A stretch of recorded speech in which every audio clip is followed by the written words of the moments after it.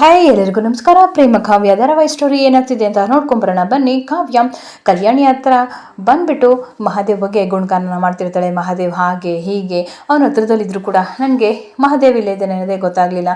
ನಿಮ್ಮನ್ನೆಲ್ಲ ಬಿಟ್ಟು ಹೋದಾಗ ನಾನು ಓದಬೇಕು ಅಂತ ತುಂಬ ಕಷ್ಟಪಟ್ಟ. ಹಾಗೆ ಏನು ಗೊತ್ತಾಗುತ್ತೆ, ನನ್ನ ಕಾಲೇಜಿಗೆ ಸೇರಿಸಿದ್ದು ಕೂಡ ಮಹಾದೇವನೇ ಹೋಗಿ ಕಾಲೇಜ್ ಹತ್ರ ಅವ್ರನ್ನ ಕಾಡಿ ಬೇಡಿ ನನಗೆ ಸೀಟ್ ಕೊಡಿಸ್ತಾ. ಇಲ್ಲ ಅಂತಂದರೆ ನಾನು ನಿಜವಾಗ್ಲೂ ಓದೋಕ್ಕಾಗ್ತಿರ್ಲಿಲ್ಲ, ಇಷ್ಟು ದೊಡ್ಡ ಸೈಂಟಿಸ್ಟ್ ಆಗೋಕ್ಕಾಗ್ತಿರ್ಲಿಲ್ಲ ಅಂತ ಎಲ್ಲ ಹೇಳಿ ಗುಣಗಾನ ಮಾಡ್ತಿರ್ತಾರೆ. ನಿಜವಾಗ್ಲೂ ಮಹಾದೇವ್ ಬಗ್ಗೆ ಎಷ್ಟು ಹೇಳಿದ್ರು ಕೂಡ ಸಾಲದು ಅಂತ ಹೇಳ್ತಾರೆ.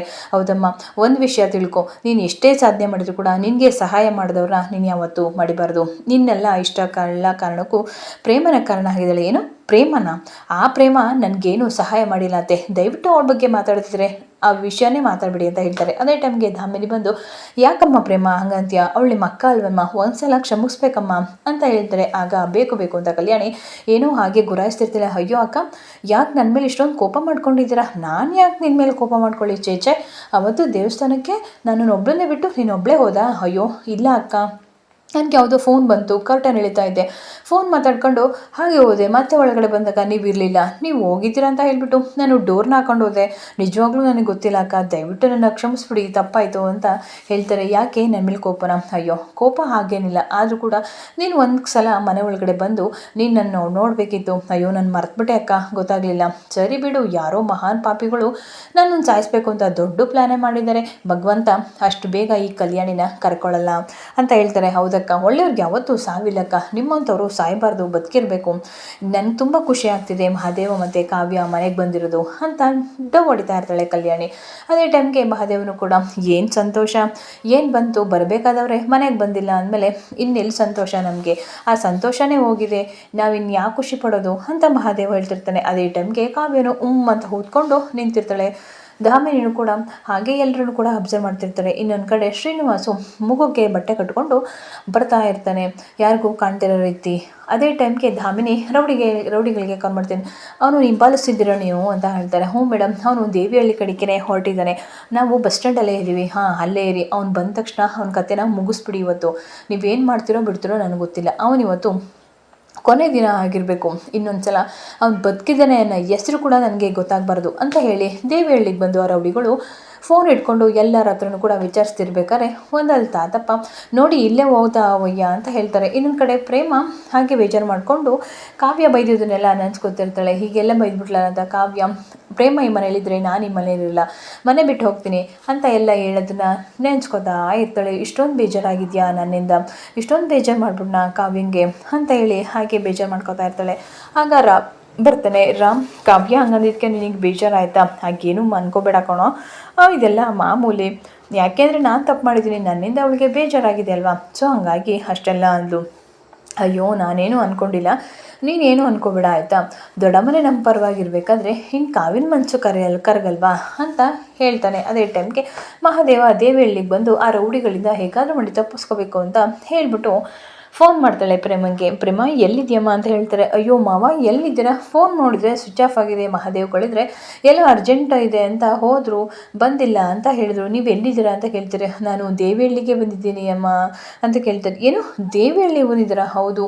ಏನು ತಮಾಷೆ ಮಾಡ್ತಿದ್ದೀರಾ ಮಾವ, ದೇವಿಹಳ್ಳಿಲಿ ಸುತ್ತಮುತ್ತ ಧಾಮಿನಿ ರೌಡಿಗಳೇ ಇಲ್ಲಿದ್ದಾರೆ ಅಂತ ಹೇಳ್ತಾರೆ. ನೀವು ಯಾಕೆ ಇಲ್ಲಿಗೆ ಬರೋಕ್ಕೆ ಹೋದ್ರಿ? ಅದು ಕಾವಿನ ಪೀಜಿ ಹತ್ರ ಹೋಗಿದ್ದೀರಮ್ಮ, ಕಲ್ಯಾಣಿ ವಿಷಯ ಕುಡಿದಿದ್ದಾಳೆ ಅಂತ ಗೊತ್ತಾಯಿತು, ಹಾಗಾಗಿ ನಾನು ಅವಳು ನೋಡಲೇಬೇಕು ಅಂತ ಹೇಳಿಬಿಟ್ಟು ಎಲ್ಲ ಕಡೆ ಹುಡುಕ್ತೆ, ಹಾಗಾಗಿ ದೇವಿಹಳ್ಳಿಗೆ ಡೈರೆಕ್ಟ್ ಬಂದ್ಬಿಟ್ಟಮ್ಮ ಅಂತ ಮಾತಾಡಬೇಕಾದ್ರೆ ಹಿಂದೆನೇ ಹರವುಡಿ ಬಂದು ನಿಂತಿರ್ತಾಳೆ. ಅವನು ಶ್ರೀನಿವಾಸ್ಗೆ ಗೊತ್ತಾಗ್ದಿರೋ ರೀತಿಯಾಗಿ ಅವನ ಪಾಡಿಗೆ ಅವನು ಶ್ರೀನಿವಾಸು ಪ್ರೇಮ ಜೊತೆ ಮಾತಾಡ್ತಾನೆ ಇರ್ತಾನೆ. ಏನು ನಾನು ಸಾಯೋಷ್ಟರಲ್ಲಿ ನನ್ನ ಕಲ್ಯಾಣಿನ ಒಂದ್ಸಲ ನೋಡಬೇಕಮ್ಮ, ದಯವಿಟ್ಟು ತೋರ್ಸಮ್ಮ ಅಂತ ಹೇಳ್ತಾರೆ. ಅಯ್ಯೋ ಮಾವ, ನಾನು ಮತ್ತೆ ನಮ್ಮ ಮನೆ ಕರ್ಕೊಂಬಂದಿದ್ದೀನಿ, ಹುಷಾರಾಗಿದ್ದಾರೆ ಅಂತ ಹೇಳ್ತಾರೆ. ನಿಜವಾಗ್ಲೂ? ಹೌದಮ್ಮ, ನಿಜವಾಗ್ಲೂ ಹೇಳ್ತಿದ್ದೀನಿ, ಹುಷಾರಾಗಿದ್ದಾರೆ, ನಾವೇ ಮನೆಗೆ ಬಿಟ್ಟು ಬಂದು ಅಂತ ಹೇಳ್ತಾರೆ. ನಂಗೆ ಒಂದೇ ಒಂದು ಆಸೆ ನಡೆಸ್ಕೊಡ್ತೀಯಮ್ಮ ಅಂತ ಹೇಳ್ತಾರೆ. ಅಯ್ಯೋ ಏನು ಹೇಳಿ ಮಾವ ಅಂತ ಹೇಳ್ತಾರೆ. ದಯವಿಟ್ಟು ಒಂದೇ ಒಂದು ಸಲ ನಾನು ಕಲ್ಯಾಣಿನ ಈಗಲೇ ನೋಡಬೇಕು, ಅವಳ ಜೊತೆ ಕ್ಷಮೆ ಕೇಳಬೇಕಮ್ಮ, ದಯವಿಟ್ಟು ಅರ್ಥ ಮಾಡ್ಕೊ, ನನ್ನ ಕಲ್ಯಾಣಿನ ನೋಡಲೇಬೇಕು ಕಣಮ್ಮ ಅಂತ ಹೇಳ್ತಾರೆ. ಯಾಕೆ ಇಷ್ಟ ಮಾಡ್ತಿದ್ದೀರಾ ಮಾವ? ಇಲ್ಲ, ನಾನು ಅರ್ಥ ಮಾಡ್ಕೊ ನನ್ನ ಪರಿಸ್ಥಿತಿ, ನಾನು ಯಾರನ್ನು ಕೂಡ ನಮ್ಮ ಅಂಥ ಸ್ಥಿತಿಯಲ್ಲಿ ಇಲ್ಲಮ್ಮ, ದಯವಿಟ್ಟು ಇದೊಂದು ಸಹಾಯ ಮಾಡು, ನಾನು ಕಲ್ಯಾಣಿನ ನೋಡಲೇಬೇಕು, ನನ್ನ ನನ್ನ ಹೇಗಾದರೂ ಮಾಡಿ ತೋರಿಸು ಅಂತ ಹೇಳ್ತಾರೆ. ಆಯಿತು ಮಾವ, ನೀವೆಲ್ಲಿದ್ದೀರಾ ಅಂತ ಕೇಳ್ತಾರೆ.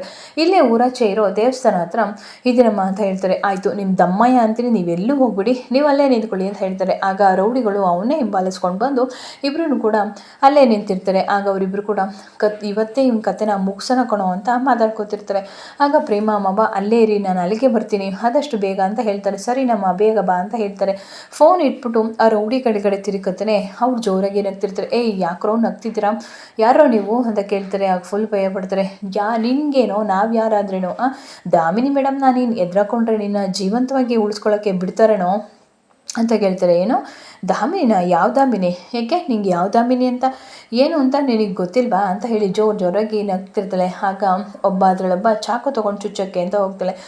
ಏನು ಮಾಡ್ತಿದ್ರು, ನಿನ್ನ ಕತೆ ಇವತ್ತೇ ಆಯಸ್ಸು ಮುಗ್ದೋಯ್ತು ಕಣೋ ಅಂದ್ಬೇಕಾರೆ ಶ್ರೀನಿವಾಸ ಅವರಿಬ್ಬರನ್ನ ಜೋರಾಗಿ ತಳ್ಬಿಟ್ಟು ಅಲ್ಲಿಂದ ಓಡೋಕ್ಕೆ ಅಂತ ಶುರು ಮಾಡ್ತಾರೆ. ಇಟ್ಕೊಳ್ಳೋವನ ಓಡೋಗ್ತಿದ್ದಾನೆ, ಇಲ್ಲಾಂದರೆ ಮೇಡಮ್ ನಮ್ಮನ್ನು ಬಿಡ್ತಾರ ಅಂತ ಹೇಳ್ಬಿಟ್ಟು ಜೋರಾಗಿ ಶ್ರೀನಿವಾಸ ಹಿಂದೆ ಓಡ್ತಿರ್ತಾರೆ. ಆಗ ಶ್ರೀನಿವಾಸ ಓಡಿ ಬಂದು ಒಂದು ಮರ ತಪ್ಪಲಲ್ಲಿ ಕೂತ್ಕೊಳ್ತಾರೆ.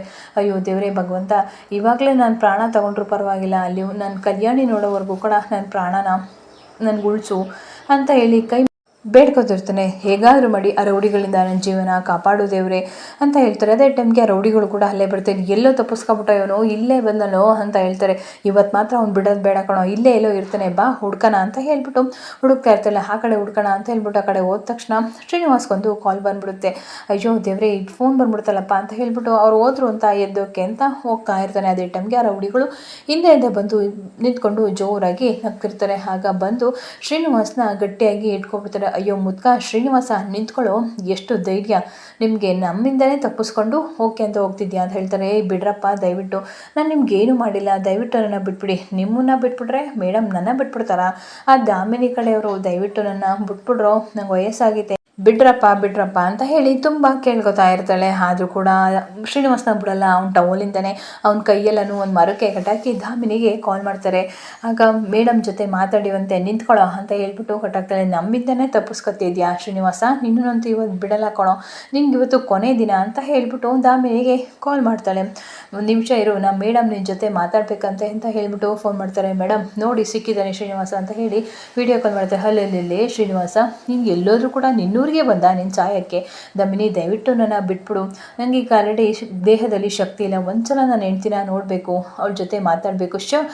ಅದೆಲ್ಲ ಆಸೆ ಕನ್ಸಿಟ್ಕೊಬೇಡಾಗುತ್ತೆ. ನೀನು ಕುಟುಂಬ ಜೊತೆ ಸೇರ್ತೀನಿ ಅನ್ನೋ ಕನ್ಸಿಟ್ಕೊಬೇಡ, ನೀನು ಹೆಂಡ್ತಿ ಜೊತೆ ಬಾಳ್ತೀನಿ ಅನ್ನೋ ಕನ್ಸಿಟ್ಕೊಬೇಡ, ಗೊತ್ತಾಯ್ತಾ?